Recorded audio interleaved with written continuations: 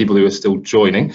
You are here with myself, Stephen Old, and my colleague, Stephen Smith. Hi, everybody. So a little bit of housekeeping before we kick off. Everyone will be on mute. If you've got any questions, please ask them on the Q&A function, and if we see them as we go, we'll answer them on the specific topics. If not, we'll do a Q&A at the end. If you're having any trouble with the webinar, it will be recorded and on demand. We have actually tackled this in a bit of an interesting way. Myself and Steve went off and we wrote up what we thought were the most interesting ones. We kind of just sent the list to each other and made sure we weren't duplicating any, but we've not really talked this through in any depth. So we wanted to do that, so we're actually going to be quite conversational and probably ask each other some questions, hopefully some of the ones that you're thinking of. And the main aim that we set ourselves was that anything that has come out, how would it be useful to someone? And that's been our aim. So once again, welcome to Demystifying the Cloud, the AWS reInvent update.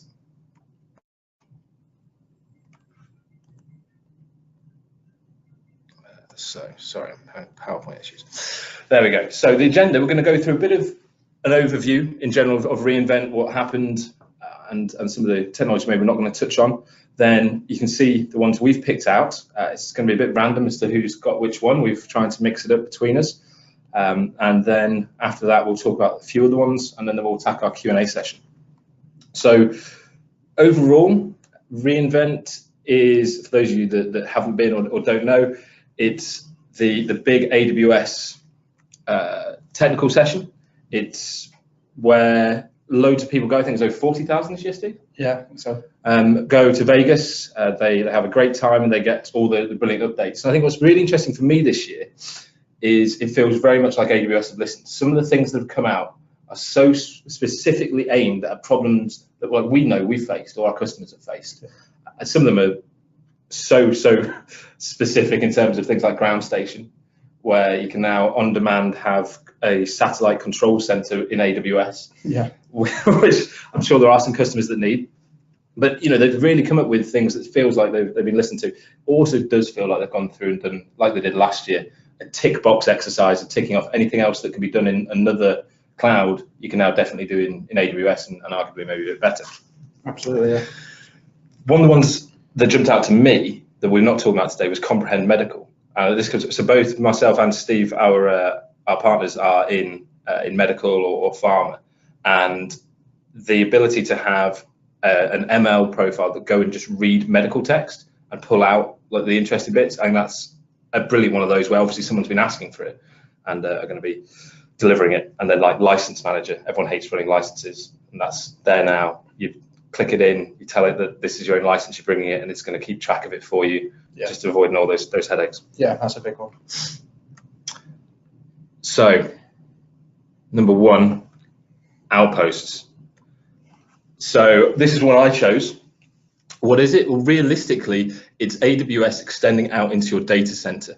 So in the way that AWS this year allowed you to start running VMware on AWS and kind of extending your estate into AWS in a more simple way, they've now gone and done the opposite. So you can now run AWS native services, as it were, within your data center. So whether it's co-location, on-premise, in a managed data center, realistically can happen as well. There's two flavors. So there's a VMware, like a VMware on AWS outpost in your data center, which seems a bit around. But then you've also got the kind of more standardized AWS hypervisor world. I think that's really interesting because what it says to me, what it's going to give people in terms of benefits, is a longer term option for if you're in a co-location or on-premise and you've kind of invested in those facilities, but maybe you're looking at a refresh for kit. Well, actually, let's get some future-proof kit. Let's get some kit that's going to be managed by AWS that's going to help us in that journey that we know we're going to take to get into AWS, and it takes us that next step. Or if you've got really high latency latency sensitive applications that need to keep a DB on-prem, we do work with Infomix, and Infomix is a very difficult one to move. Well, let's have that set in our data center, but let's have some of those wonderful AWS services that we know and love as close to them as we can. And that's the benefits I see.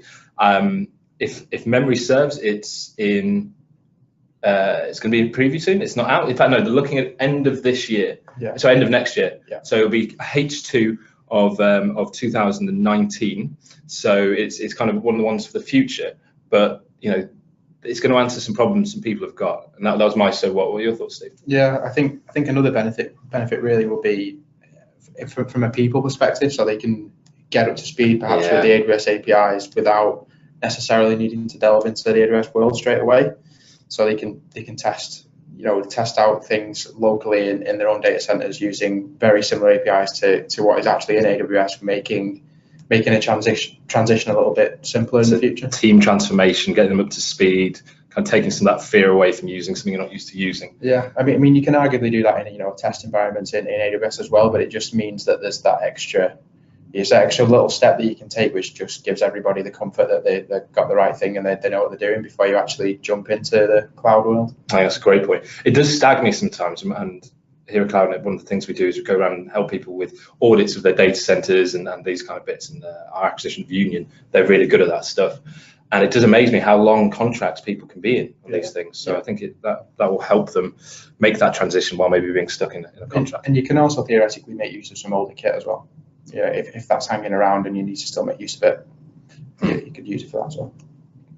Cool.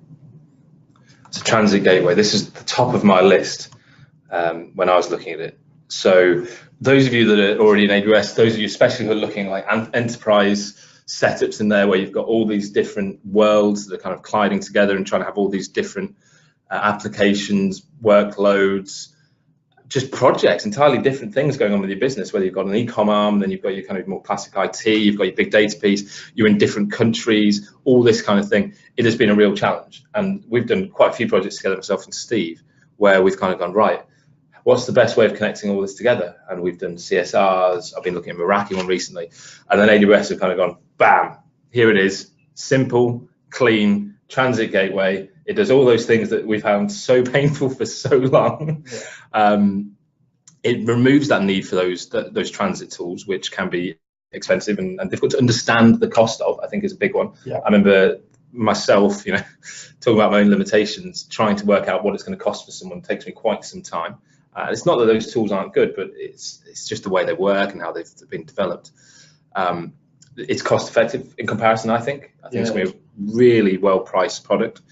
And it can cover your entire estate. From what I can make out and the playing we've done with it, you can literally have it connecting to anything, worldwide, different accounts. I don't know, how well it do in the multi-cloud world, but in the hybrid cloud world, it really does give you that gateway into any installation anywhere in your business, being able to get into your AWS world. Yeah, I agree. The simple routing between multiple VPCs and multiple accounts, which if you design things to AWS best practice, you would have multiple accounts and multiple VPCs, and they never made it easy to join them all together until now. And so their actual blueprint method of doing so was the Cisco CSR solution, which as Steve says is just expensive and tricky to manage. And again, from a people perspective, you need the skills in-house to manage that stuff. Whereas now they've obviously made that much simpler. I think one thing to note on this is it doesn't support Direct Connect straight away. I think that's coming early next year. That was my understanding of it as well. But when that's there, it really is going to be like a complete solution for what is a big problem for a lot of customers. What I think is interesting, you can often see how big a problem it is for customers by how quickly they roll it out.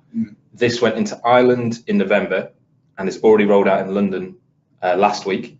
The only place it's not in Europe is Stockholm, which I imagine it'll be in pretty quickly. And then Direct Connect will come quickly afterwards. At the moment, you can still VPN in, right? If you just use VPNs now, then you can take advantage of it straight away. And even if you still got Direct Connect, I assume you would also have a backup VPN. So again, you can still take advantage and play around with it before that and get it in prior to the Direct Connect edition. So I would agree. This is probably one of the bigger announcements from reInvent this year. Brilliant.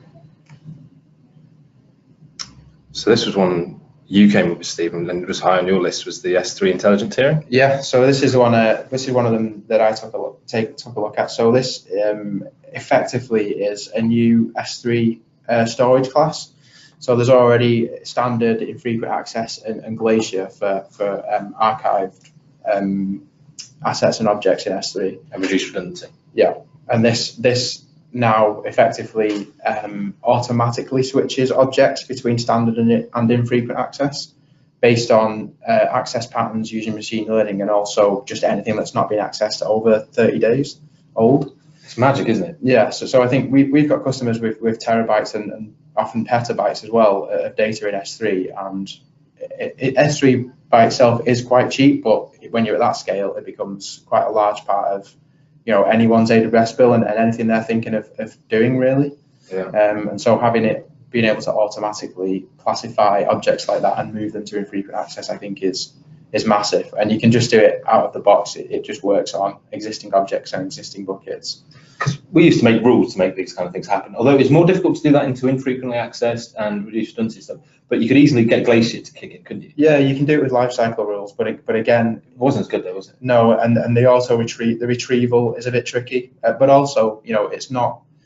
Lifecycle rules are quite specific, whereas this will learn what access patterns and like keep things in standard S3 when they know they're frequently accessed, and vice versa. So yeah, I think this is a big one and will save a lot of people a lot of money. It solved a problem that we only realised we had after they released this, because there was always a way around it. It was always all right, but then they tell us this, and you kind of go, "Oh, that's brilliant." Yeah, Makes my life so much easier. Yeah, it is really useful addition, I think. And the only slight overhead that comes with this is there's a small fee for the automatic kind of monitoring of objects, but in the grand scheme of things, it's going to be tiny in comparison to the savings. Exactly, I think it will soon disappear into the savings you make. Yeah, so that's I think this is a real big one.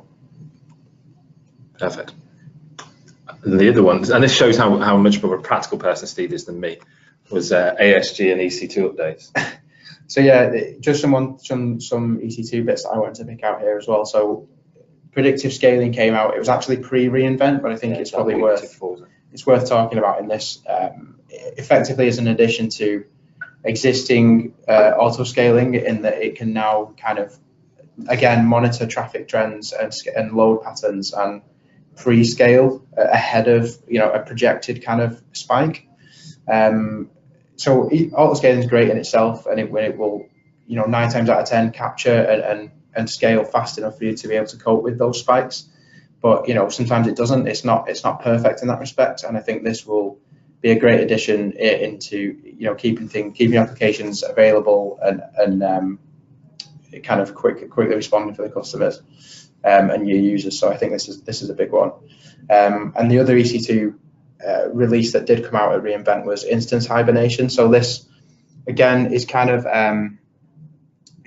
similar to having an instance stopped, but this time it will kind of store anything you've got in memory state onto the EBS volume, meaning that startup is rapid and the application sort of starts where it left off.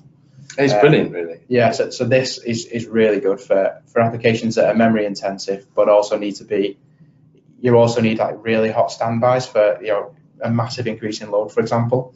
If you do caching in memory and that kind of stuff, and you want to scale in some new instances, but the cache is going to be cold in the current state. Whereas if you use this instance hibernation, it's going to have remembered what was in memory and come up with that already there. Yeah. Meaning it's instantly in load and instantly taking traffic and not causing any kind of slowdowns. And the good thing about this is it doesn't cost you any more than just a stopped instance does. You just pay for what? Just pay for the EBS. Pay for the EBS and any elastic IPs or anything like that. So yeah, I think that's a real useful addition as well. So when I saw this one come out, I normally can look at technology and go, I get how that works. But because you picked it, I didn't really read up on it, and I was waiting to hear it. But that makes sense to me now. So what's in memory gets stored onto the EBS, so when it loads back up, that goes straight into memory. So you've got that cache back. Yeah, it's there straight away. There's a couple of kind of limitations right now, if you can call it that, in that it can only be used on Amazon Linux right now, and I think it's specific kernel versions as well. But I don't doubt it will come to other AMIs and other OSs at some point. And Amazon Linux is one of the most popular OSs anyway. So yeah, I think it's going to benefit a lot of people. That will. And also, if you've got specific applications where this would be useful, you can look at using Amazon Linux anyway for that. So yeah, I think it should be useful for a lot. Certainly from CentOS, it's not very painful to move across, is it? No, it shouldn't be too bad. Without getting into the detail, there's some limitations on packages and kind of package dependencies and things, but generally speaking, it'll probably be a fairly easy switch. Fantastic. Is it out yet? Yes, I think this one is out yet. It is out now. Yeah, I think it was one that was kind of released as they said it was. It was, yeah. Yeah. Brilliant. Security Hub, another one of yours, Steve. We both thought this one. Yeah. And I'll let you have it because it was complicated. Yeah, so this one is in preview. So this one you will need to kind of request access, or speak to AWS on getting access to this one. There's no cost, and it's in London and Dublin on preview, isn't it? So the preview is cost free while it tests out. Yeah, so I think really what this is just an amalgamation of existing services. So it will bring together things like Guard Duty, Macy, Inspector, and also some partner solutions, and can give you a centralized view of the kind of security overview of your account. Any alerts that have happened in any of those services and how they might affect other services, whether anything's publicly available, that kind of stuff. But what is also clever in that it will also allow you to easily set up auto remediation for any alerts in there. So you can use Lambda and CloudWatch events to do things like terminate instances or change security group rules or raise tickets in a third-party system, that kind of stuff. So it should save some serious time. Yeah, I mean, all this stuff technically has been possible. You've always been able to script your own Lambdas based on all those services I mentioned at the beginning, but this is now a centralized way of managing that and having an overview of it. So I think this is, again, a big addition, and will, like I say, the stuff it does was already technically possible, but now it just makes it easier.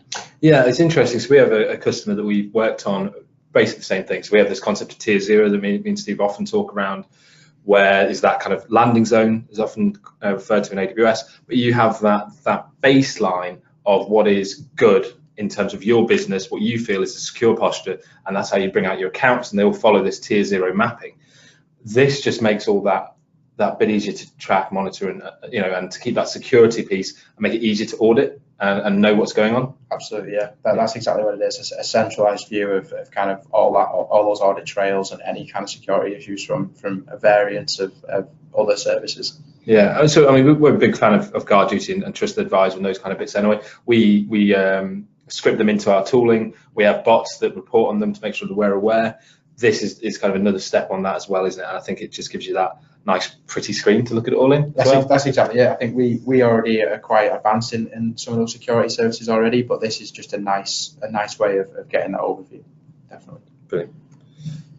So that should lead nicely on to Control Tower, which is one of the ones we both brought up again, but I decided to do this one because I thought it was a bit simpler. But for me, what this allows us to do is all those things that we talked about in tier zero being controlled in a really simple state and in one place and in one clean place.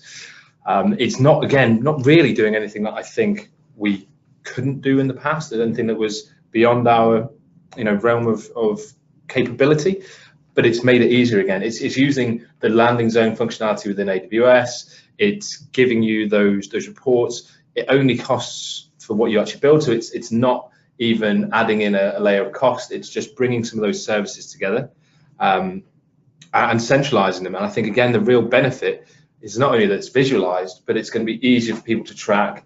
And when you've got your cloud centers of excellence, or whoever it might be, that's keeping an eye, a controlling view on everything that's going on with your enterprise estate, or even if it's single projects in a smaller business, it's easier for a few people to get a wider understanding of what's going on within your AWS world. I'd be interested to see how this will play into things like Outposts. Yeah, so this is my view on this one. I say you looked into this one, so I didn't do an awful lot of research into this one, but I think from what I can gather, it's similar to Security Hub in that it will just pull together kind of existing services and the landing zone stuff, as you mentioned, and just be that central view and central way of creating accounts and checking what's in the accounts and auditability on accounts and which roles are in which accounts and that kind of stuff. Yeah, and that for me is what I see this being like more of a again sort of like an overview type tool. Yeah, what it will allow you to do again. So when you've got your service catalogs, and which I've seen an update, I don't know if it was this week, where you can now use service catalog to pull out Terraform code rather than purely CloudFormation, which is great for us. We're big Terraform believers. The thing this will help you do is have that wider that view on it all. And I think all of this backs up when you actually look at the process within your business and how you're going to do things. And that is a challenging thing at times. And not anything you build in this landing zone world is going to fit for everything. It should fit for as much as it possibly can. But what should be able to happen is, the things that are working on this world are secure, that they're running as they should, and then when you have those exceptions, those unusual things, they can go through the change process and the process within your business, and you'll understand the differences, and you'll know the differences through your control tower, and that will be just helping you further understand when you've allowed those variations, because I think that can be something that's very difficult. The CCO, we can come up with this brilliant idea of what good looks like, but actually people just start making so many little variants of it that you actually kind of get this change sprawl, and you've actually lost that tier 0 and that landing zone of that blueprint you created. This will bring it back in and bring it back home. Exactly, yeah, and at least report when when things differ. I think that's the powerful thing, definitely. Yeah, because there's a new thing in CloudFormation, if there's a drift analysis as well, that came out this year, wasn't it? Yes, yeah. I think that's the same kind of idea. It's a lot of things about trying to help people run these kind of things in scale. So managed Kafka, again, one we both chose, but as you're significantly smarter than I am, you're doing it. So yeah, for those of you that aren't aware, Kafka is an open source stream processing tool, and is kind of lightning fast by design. And I think the good bit about it for me really is the connector ecosystem, and the fact that you can stream data onto kind of Kafka streams from a lot of different places just right now out of the box, and a lot of the connectors are open source, and they're for a variance of databases: MySQL, MS SQL, MongoDB, you name it is pretty much there. And so what this does really is give the ability to create Kafka clusters much to everybody really, because in the past it's been very difficult to manage. You needed to be kind of Kafka skills. Basically a Kafka expert to run a HA cluster for production. You needed to know it inside out to run one, especially on EC2, which comes with its own challenges. So I think this is a big addition, because we're seeing it more and more. People wanting to migrate Kafka clusters to AWS, and it's difficult to do. This makes it easy to do, and from a business perspective, it means the focus can switch back to the application development. They don't need to worry about as much the Kafka cluster itself. It will do things that we know and love about other AWS services that have followed a similar pattern. Elasticsearch is an example, where it will now just kind of do the whole auto remediation, monitoring of the cluster, post data to CloudWatch, bring in new nodes if you need to scale, that kind of thing. All that AWS magic that we just take for granted in things like RDS. Exactly, yeah. So now it's another one of those services, if you like, where you don't need to be an expert in the product itself to actually use it. I think this is a really interesting one, because those people that use Kafka and get to know Kafka and have the skills love Kafka. It is a brilliant, brilliant technology that in my simple head, you can take almost any kind of data from anywhere and then put it where you want through Kafka. There will be a way of doing it with Kafka. And what this will probably do is make Kafka more accessible to more people. And I think there are so many processes within people's business that could be really simplified by using Kafka, in the same way that Kinesis did a very similar thing for some types of data when it's streaming. So I think this is going to be a massive add to... Exactly, yeah. I think Kinesis has got its use cases, but people that are familiar with Kafka, this will be a huge addition for them. And it also means there's less application changes. If you do want to take advantage of a managed and highly scalable Kafka cluster, you can just switch to using AWS Kafka as a service rather than trying to scale up your own clusters, for example. So yeah, it's a nice go-between service as well. Perfect. So Aurora Global Database, Steve. So yeah, this was another one I took, and I thought was a pretty big deal, because Aurora generally is kind of one of the bigger services in AWS, and it was the fastest growing service actually in AWS, I believe, and probably still is. So the addition here for global database isn't much bigger really than the existing cross-region replication. The difference with this is you can now promote any of those regions that are replicas to be the master. So what this is good for is applications that need real low latency reads across multiple regions, which you could already sort of do, as I say, with the multi-region read replicas, but now you have the ability to promote one of those regions to master. And actually, from a technical perspective, the read regions was actually limited to 5 regions, I think, whereas this is global. So now you can have reads in every region, and any of one of those regions can be promoted to master at any one time. So it's not everywhere yet. No. The plan is, but it is in Dublin. Yeah. And therefore it'll be in Virginia, and it'll probably be in US West one. But yeah, the aim is this will be everywhere relatively quickly, and yeah. Yeah, so I think this is good for businesses that have got real critical workloads where high availability is just, I mean, we design things in that way anyway, but this now gives you completely fault tolerant applications across regions. You know, in the event of a region outage or region degradation, the master will just fail over to another region. So yeah, I think this is a big deal. Someone just asked only MySQL. Yeah. Yeah, that is the answer to that one, Daniel. And Lee, I've seen some of your questions. I've seen those. We'll come back to them because they're both interesting. I think they'll provoke some conversation in other ones. There's one around Kinesis versus Kafka, and there's one versus around stopping instances. Cool. Hibernating instances. So we'll come back to those. Lee, thank you guys for your questions. And I've now got it open and realised I have to scroll to be able to see them. So I will try to keep an eye on them throughout. Steve, you're on a roll, mate. I know. Lambda updates. Yeah, so again, I think this for me is maybe not quite as big as the gateway connector, but I think the kind of three big announcements that came out for Lambda, the biggest one being kind of bring your own language. So this is now you are no longer restricted to using runtime supported by Lambda or specific versions of runtime supported by Lambda out of the box. You can now use custom runtime, which is huge. I mean, it does come with some initial work. You might have to compile your own binaries, for example, to run in Lambda. But from there, you could do things like run PHP in Lambda and that kind of stuff. And where that goes hand in hand really is with Lambda layers. So this Lambda layers effectively lets you share common code across multiple functions, and it also lets you share that binary that I just mentioned before as a layer.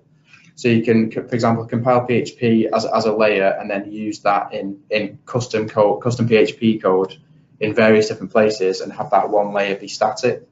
So this gives much more flexibility to developers, I think. It means that they're focusing more on their custom code rather than compiling in all of the modules and that kind of stuff into every Lambda function. That kind of stuff now can be shared and never touched really unless it needs you need any new modules and that kind of stuff. So I think that's massive. And then the final one, which I think is useful but less of a big deal in my view, because you've always sort of been able to do it with API Gateway, is use Lambda as a target for ALBs, effectively allowing you to really simply send and receive HTTP requests and responses from Lambda functions via an ALB. So no longer need to wrestle with API Gateway to do that. So I think that's a simplifies the process, doesn't it? Yeah, totally. Yeah, and I think that reduces the overhead in getting to work with Lambda in maybe an API kind of fashion, or some kind of real time like chat or something like that. I think that just simplifies it and shortens the time to market, especially for a POC or that kind of thing. I think that's great. So what I found interesting when we went through our list is this one didn't appear on mine.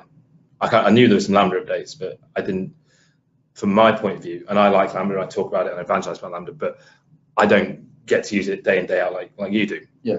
And this was really quite high up in your list comparatively. Yeah. You really saw a load of benefits that come out of this, and obviously from talking to you around it and listening, I get it. Like these are some really cool bits, and if you've got people within your business that are using Lambda, they'll be excited by these. Yeah, absolutely. Well, layers especially, there's just far less duplication. It means that your custom code will be a much smaller Lambda function as well, which is just easier to work with in itself. The benefits are a pretty big list for these additions. I can say that to myself. I think I used to always say to people when they were talking about Lambda that it could become quite difficult to manage when you get to so many kind of interacting. I think layers really simplifies that. Yeah, that's brilliant. Great. So DynamoDB on demand. So those of you that don't know, DynamoDB is a managed NoSQL database service that's managed entirely by Amazon. It's generally pretty easy to use. You tag objects that have to follow certain rules, and then you can pull them out and use them in the metadatas. Search by the metadata. So if you like NoSQL, it's a very easy way of getting involved. We do a lot of projects with things like Mongo. Having this managed service to simplify those kind of challenges of running Mongo clusters, etc. The new update is that you can now have an on-demand function. So part of the process with Dynamo, and Steve can correct me if I was wrong here, but you basically had to almost provision your expected usage. Yeah. That's now gone. So when we're looking at what this means for people using it, it does mean that you have, to an extent, an ability to spend less if you're in certain use cases, because if you're below a certain region, you can be sat down there and you don't have to come to the lowest level. But more than that, it means you don't have to do that prediction and planning, which was probably the biggest challenge of Dynamo in my eyes. Yeah. And when pricing it out and those kind of bits, you don't have to do it. Now you kind of go, right, okay, let's build a business model that says every time, when something goes through my workload, it will call DynamoDB twice or something. And I know a cost of the call, and therefore I know the cost of the product. So for business modeling, I think that'll make life a lot easier. Which is a true on-demand SaaS, model and world, which is what AWS and the cloud economics is all about. Yeah. So for me, that was all I wanted to say on this one. I think this is a big one. I think the one caveat with this really is it has the ability, I think, to get a little bit out of hand cost-wise. Yeah. If you've got a poorly designed Dynamo table, you can get hurt. You could get hurt cost-wise. So I mean, you got the ability to add alarms and that kind of thing to the pricing. So that's, from an engineering perspective, that's probably one thing I'd suggest for this. But from an operational overhead perspective, yeah, you're right. This is much easier now. Even with Dynamo auto scaling, which I think came out last year, maybe. Yeah, it did. Yeah. You still had to. There still was an element of needing to know planning prediction. Yeah. So this is massively simplified. Great for minimal viable products. Yes, absolutely. Yeah. Just giving it a go, trying something different, trying to move something to NoSQL. Just start with DynamoDB on demand. Yeah, I agree. EKS and Fargate. So me and Steve have very different views on containers. We won't go into those now because we'll fill up the rest of the time. I'm a big fan of Fargate. I'm a big fan of EKS and ECS. I'm a bit of a Kubernetes fanboy in general. What I've always loved about that is the ability to, canary, blue-green deploy, and by that, what we're saying is you can test a deployment. So when you do an update to your application, you can test it, make sure it works with a small amount of people before you have it out in the main world. That is now become even easier by linking this back up to code deploy. I want to say, I always get them mixed up. Code deploy. And so you can have it as part of a full managed service. So even when you did it within Kubernetes, you kind of had some Kubernetes expertise to do it. Even with EKS, you still had to. And we do run a lot of Kubernetes clusters. And so for us, it wasn't that big a challenge. But actually, this is just making it all the easier. And it's ECS and Fargate at the moment, and I believe it's coming to EKS. So yeah, that was a really cool one for me, and just technology I really like, and I felt that it would make it easier and more involving for more people to start using those benefits of containers and seeing it, because it's great to talk about being able to do these things, but actually making it so you don't need to have experts. Like we talked about earlier about managed Kafka and having Kafka experts, you don't really need container experts now. What you need is people that know how to deploy code. Yeah. You need your developers, and they can create this for you, and that's the real benefit for it. Yeah, I agree with that. I think you've pretty much covered off the points there. I think it is a real powerful tool to be able to do blue-green in Fargate, because Fargate as a managed container solution for me is incredible, isn't it? Yeah, like I say, we've got different views on containers. I'm not necessarily the biggest fan, and I think they're a little bit overhyped in many ways, but I think Fargate especially is a brilliant service, and this just is a big addition to that, I think. Yeah. Yeah. Just deploy code, create a Docker image, whatever. Just let Fargate do it. Let it do the whole blue-green switch over and that kind of stuff. Yeah, I think that's really good. It's no optimize, isn't it? Yeah. So the best of the rest. So we had to limit the ones we talked about, as you can imagine. And then we thought, well, there's a few more we want to talk about. We're probably not going to have time to talk about. So we created a little best of the rest piece. So your first jump was Global Accelerator. Yeah, so I think this arguably could have been one we talked about, but it's not a huge subject. I said no. Really. Yeah. It's not the biggest of subjects, but yeah, it effectively just means that it's a kind of a global entry point for your application into the AWS infrastructure. The way this differs, you might just say, well, how does that differ from a CDN or CloudFront, for example?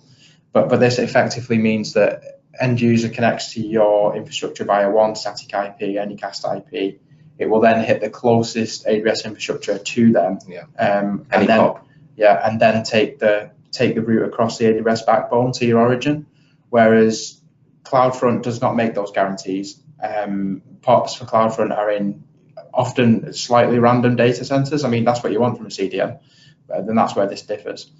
So yeah, I think this is a big announcement, but one that will probably go quite misunderstood for a while. And arguably it has very specific use cases. I think if you're doing your application correctly and you're doing caching correctly and things, then a CDN will do this for you anyway and kind of give you those speed improvements. But any kind of real-time, it's that guarantee, isn't it? Yeah, it's that guarantee stuff, and any kind of real-time apps that need that quick route across the AWS backbone, it will be really beneficial. And also, less configuration, single IPs, entry into your infrastructure, that kind of stuff. That will all be a benefit in some applications as well. So yeah, I think this is a big one, but might go a bit misunderstood for a while, and probably not. I think people use it in the wrong place. Yeah, and probably not the most useful for the vast majority of customers. And yeah, that's why I didn't go on the list, wasn't it? Yeah. That was my argument. As you can see, Steve's not bitter. Lake formation, we both put this one down.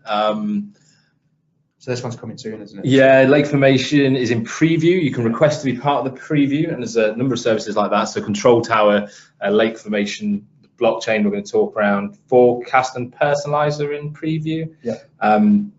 But what I like about this is, again, it's making things easier to start doing stuff. So you want to start a data lake, you want to start grabbing that data, and you might not know what you want to use it for. And those of you that have ever joined me on a webinar around analytics, I always say you've got to know what you're trying to do with your data. But that doesn't mean you shouldn't start storing it now. That does mean, when you start trying to ask it questions, you've got to know what you're trying to get out of it. But in this case, when you want to start creating that data lake, some people about, where do we start? Do we just start banging it all in S3? Do we put it in a data warehouse like Redshift? And if you're not sure and they haven't maybe got those skills in house, this really opens the door to start creating that data lake and knowing what it's going to be like, and having it follow AWS consider best practice, which we've looked at, looks really good. And just, it's a bit of a door opener, I suppose, for people looking into data. Yeah, that's exactly it. I think you've kind of covered it off there. You're right. It just gives you that entry point, and kind of allows you to kind of quickly set up those environments to start ingesting data and get it into a central data lake, as you say. Yeah, blockchain.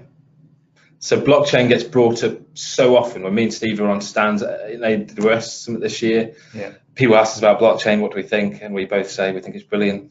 What do you use it for? We're not really sure. It's going to be the next big thing. Everyone knows it. People are finding use cases for it. But the fact that it's an unchangeable source of the truth. So supply chain, it's going to fit really well into that. I'm beginning to see people do that in the pharma world and others, where people are going, right, we want to really know where everything came from.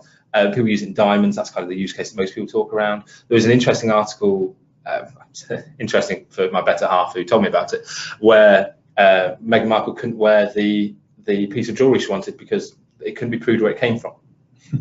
So the Queen said no. It's those kind of bits in high value stuff where it's got to have an understood supply chain.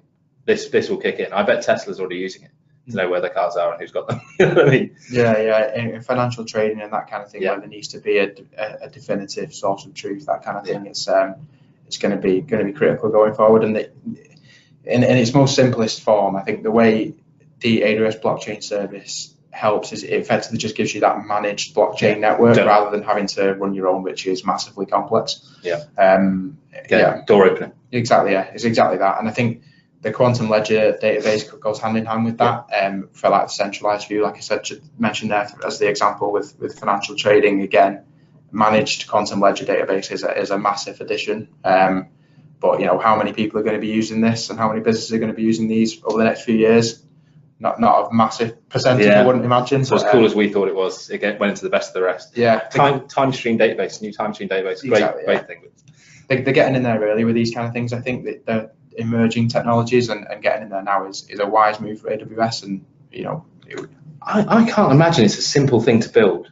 No. A managed service that can fit the use case. I think it's a very clever move from them and a very clever piece of technology. It is, yeah. They're piggybacking on their huge infrastructure and making the right moves, in my opinion. I think it'll be interesting to see how that one pans out.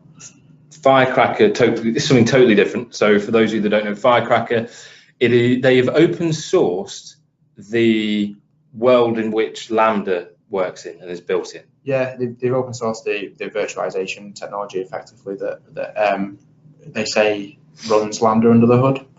That's basically as simple as that one is. Effectively, kind of micro VMs is what the phrase is kind of being coined as. So it's open source function as a service. Exactly that. Yeah. We kind of questioned, didn't we, who would use it over Lambda? But if you want to do something really specific, really unique, maybe you want to do it outside of AWS, it just gives you that capability. And there's no harm in them open sourcing technology. It's great to see them giving back to the open source community, which we're both big advocates of. Yeah, exactly that. And I think for those businesses that are maybe a little bit afraid of vendor lock-in in some areas, this is again a nice way of being able to move things around in a very transferable way, really. I hadn't even thought about that. That's a great point. You get those people talking and they have those concerns around vendor locking, and that makes them not want to refactor into FAS. But you can turn around and say, well, no, you can go do this anywhere now. Yeah. I think that's the big move. I'd be interested to see whether it's beginning a shift in the mindset of AWS to start adding more to the open source community. Google have always had a big path of doing it. Azure really had a launch in it this year, trying to do more stuff. And AWS have always been open source advocates. But this is a great one to see them putting something out there that. It's a big one. It's a big one, isn't it? It's almost a bit secret sauce. Yeah. And I think you're right in what you say. I do think they will start going down that route because in a similar vein, they've started to announce publicly their containerization kind of roadmap. Yeah. So all of the services that get either new services or additions to existing services is now publicly available, which is they always used to keep that really secret under NDA and all that kind of stuff. So I think you're right. They're trying to just get all the info out there and just help the community out. They're so cutting edge now. That's the thing. Things like this were really cutting edge, and I think in early AWS days it was doing things that were relatively simple, but doing it at scale and doing it really, really well. But they're pushing boundaries now, and then when they are doing that, hopefully we're going to see them continue to put more things back in. The last one we've got on our list was forecast and personalize, which ones you came up with. Although we spelled personalize the way it should be spelled, but the product on the AWS pages with a Z. That's me for you. What were your thoughts on these ones? Yeah, so these two again are both in preview. They're effectively just kind of canned machine learning models, I guess, in the simplest form. Yeah. So both are used and have been developed alongside Amazon.com. So that they're kind of got some good training there and got some good backing. So forecast to start off with is effectively a how do you say this? So it's a machine learning model to effectively produce forecasting. So you give it information, budgetary information, and that kind of thing, and it will make predictions on forecasts effectively, rather than doing that yourself and in spreadsheets and that kind of stuff. This is just another tool in that chain, really. Yeah, it takes a real step out, and hopefully we'll start helping people and aiding people in the finance world. And we talk about FinOps a lot. This is a model which is going to be so much more accurate than me and Steve creating this, a simple calculator. Although the new calculator, which maybe is brilliant compared to the old one, it's a bit of a step up in that world, and I think will just save people time again. Just have a real so what. And when we talked about personalized earlier, this is one of the few we really spoke about because there are so many people trying to do this. Yeah, everyone. The personalization thing's big, I think. Yeah, because we've obviously got a lot of customers in retail, amongst others, and this is something that they're all either doing already with expensive third parties or wanting to do. And again, this is just a sort of kind of a canned machine learning model in that you will provide it with whatever you want to do personalization on, whether it's products, articles, that kind of stuff, videos, that kind of thing. and then alongside that feed it demographic information and age, location, that kind of stuff. And then it will just make it'll work out the rest. It will make recommendations on that stuff basically. And the nice thing about it is it exposes all that information via an API, so you can quite easily integrate it to existing applications and pull that data in, and then enrich it from other third parties and pull in images or all that good stuff. So yeah, I think this will be huge. It definitely will be. In the retail world, it'll be massive. Yeah, it will. And I think again, it's been trained by years of modeling on Amazon.com, so it's going to be accurate. All the times Amazon.com gets me to buy an extra thing, which happens almost every day. As my neighbours can tell me everywhere. Yeah, exactly. Yeah, so I think that's going to be a huge one in the future too. Great stuff. Are there any others that maybe I didn't let you put in, or any others you think are worth chatting about? I think we've kind of covered most of the ones that jumped out, didn't we? Yeah, we've covered the ones that jumped out of us, definitely. I think there are a lot of interesting stuff that came out of reInvent this year. It was brilliant, wasn't it? Yeah, and we could probably sit here for a day and talk about the stuff that came out, but what we've done here is pick out the ones that we feel have the biggest impact on customers that are either in AWS already or just taking that first step. So I think we've covered the big ones. So the questions we've had have all come out of your ones. Which I'm going to pretend means that I covered mine off really well, but I think probably means people are asleep during mine. So the first one was, could we use instance hibernation to save money on test environments? I think this depends on the application, really. We need to look at that in a bit more detail. In some cases, yes, because it will theoretically mean, for example, if you've got a very memory intensive application, or it uses memory to do real core critical things, and on every instance startup it needs to rebuild that stuff in memory, which takes time and CPU. Or invalidates the test, and you don't want to run it overnight.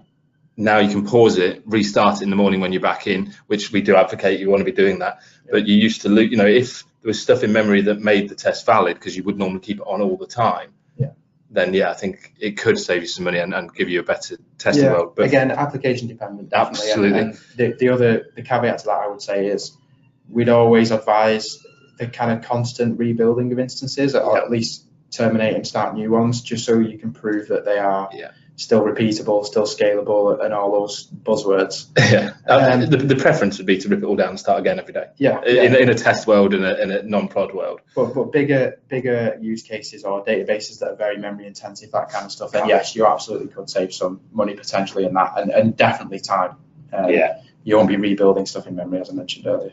You don't now have to make a choice between money and time on those type of applications, where you used to, right? You used to have to go, right, we'll have to pay more money and keep it on all the time, or we will lose some time and have to rebuild that stuff. Absolutely. How does managed Kafka compare to Kinesis? It's more of a technology difference, really. It does. Well, I think while Kinesis will feel entire service, and this leads on to your next question, Lee. In Kafka, you are building clusters. It's more like RDS or Elasticache. So it's in preview at the moment, and I personally haven't seen a preview, but my understanding is it's going to be instances very similar to RDS and Elasticsearch as services. So there's still going to be an element of if we pick the right instance size, do we need to change the instance size, that kind of thing. But by the very nature, it will make that simple. I think your question generally around the technologies exists regardless of whether Amazon brought their own Kafka service out. Kafka's just got a bigger community around it at the moment. As I said before, the connector ecosystem is huge. You'll probably find it easier to get data in and out of it because of that. I think it removes vendor lock-in as well. Yeah, it absolutely does. But there are some plus points to Kinesis: entirely managed, entirely serverless. It's probably a little bit slower at ingestion, but it's going to depend on your use case, really. I think that question exists regardless of the managed Kafka. I think managed Kafka just makes the cluster management simpler. I think you still have similar challenges in Kafka as Kinesis, where between different shards you can't guarantee FIFO. So again, that works slightly differently across the two different technologies, but you're absolutely right. You've still got similar challenges. Again, because of the community around Kafka and the length of time it's been around, you'll probably find easier and simpler solutions in Kafka. And also, as I say, the connector thing's the big one. You know, being able to write and read from those kind of streams, right. yeah, it is a big deal. Whereas with Kinesis, you would likely have to write your own kind of integrator for that, so that it'll work with your existing apps. So yeah. Cost-wise, though, Kinesis for low intensity stuff will be significantly cheaper. Yeah. I'd be interested, because it is, you know, serverless. We don't really see what's going underneath it. It just does it for you.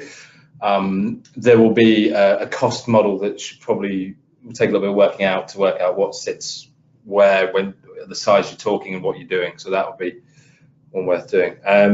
So some of the team have come in with some other questions. What do you think will be the most widely adopted service from reInvent? Mine would be Transit Gateway. Well, no, some of the EC2 stuff everyone will use, and the S3 things everyone will use, because they'll just become part of standard. But out of something that's kind of brand new and different, I would have gone with the Transit Gateway, because I think that's going to make so many people's lives massive. I agree. I agree. Yeah, out of entirely new services, I think that is going to be probably the biggest. Yeah, it solves some massive problems. Yeah. Yeah, I'd agree with that. Which excites the two of you the most? I assume that means services.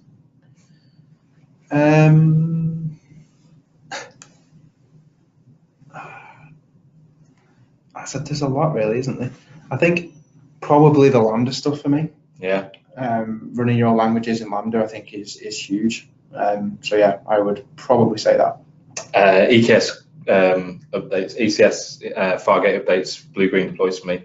Just getting more people into using containers, doing all the cool things that you hate. And then, yeah, Firecracker versus Lambda. We kind of wanted to pick this one up, actually, so I think that's okay.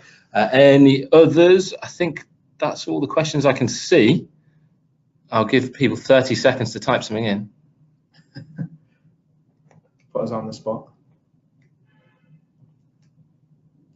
I get bored really easily. 30 seconds, probably not. Do you have to use code deploy for blue-green deploy in K8? No, you can do it out of Kubernetes directly, but what this allows you to do is to not have to be a Kubernetes expert to do it.